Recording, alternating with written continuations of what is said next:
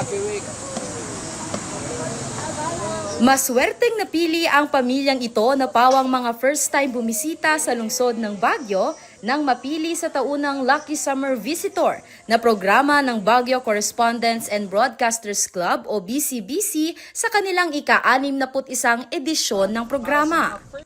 Nataong nakasakay sa ika-9 na bus mula Cubao ang napiling 7 miyembro ng pamilyang Celestino at bilang bahagi ng programa, red carpet treatment tulad ng libreng akomodasyon, guided tours, giveaways, Parang natakot ako.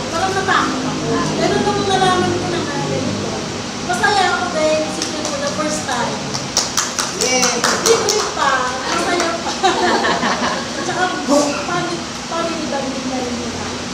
Kaya maraming salamat.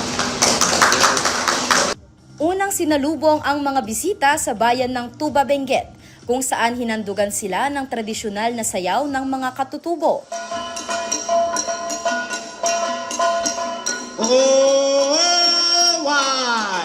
Matapos nito ay bumisita sila sa sikat na Lion's Head sa Cannon Road bago sila personal na tinanggap ni Baguio City Mayor Benjamin Magalong.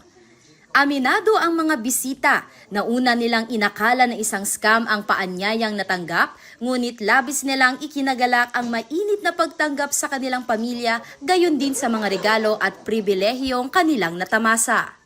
Dagdag sorpresa rin daw kasi ito para sa mag-asawang sina Cardo at Caroline Celestino dahil natapat ito sa kanilang ika-34 na anibersaryo ng kasal.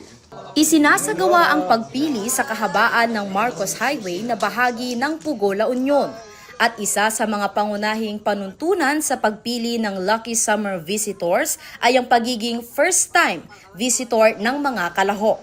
Layunin nito na lalo pang iangat ang turismo sa Baguio City sa pamamagitan ng pagbibigay ng di malilimutang karanasan sa mga unang beses na bumibisita sa lungsod.